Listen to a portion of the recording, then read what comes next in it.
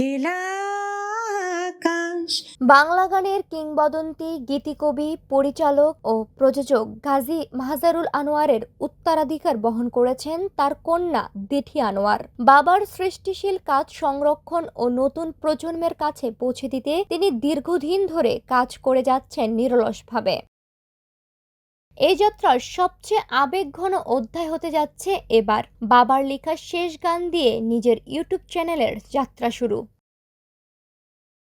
মৃত্যুর মাত্র দুদিন আগে গাজী মাহজারুল আনোয়ার লিখেছিলেন মেঘলা আকাশ শিরোনামের এই গানটি, যা তার জীবনদশায় রেকর্ডিংয়ের পর্যায় পর্যন্ত দেখার সুযোগ হয়েছিল। গানটির সুর ও সঙ্গীত পরিচালনা করেছেন অপু আমান, আর কণ্ঠ দিয়েছেন দিঠি আনোয়ার ও অপু আমান।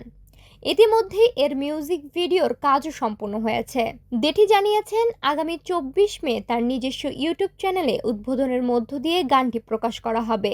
একই সঙ্গে এটি হবে তার নিয়মিত সঙ্গীত যাত্রার নতুন শুরু। শোনো যে কোরবানি ঈদটা আসছে, এই ঈদ উপলক্ষে সেখান থেকে দিঠির খাতার একটি গান আমি রিলিজ করব দর্শক শ্রোতাদের উদ্দেশ্যে। আমি মিউজিক ভিডিও করেছি। তার ভাষায় বাবার জীবনদশায় এই গানটি রেকর্ডিং পর্যায়ে দেখা ছিল তার কাছে সবচেয়ে বড় প্রাপ্তি। তাই গানটি শুধু একটি প্রকাশনা নয়, বরং আবেগ ও স্মৃতির এক বিশেষ অধ্যায়। সব মিলিয়ে মেঘলা আকাশ শুধু একটি গান নয়, এটি গাজী মাহজারুল আনোয়ারের শেষ সৃষ্টির সঙ্গে দিঠি আনোয়ারের নতুন সঙ্গীত যাত্রার এক আবেগঘন সেতুবন্ধন। হারিয়ে যাওয়া তারার হিসেব করেছি।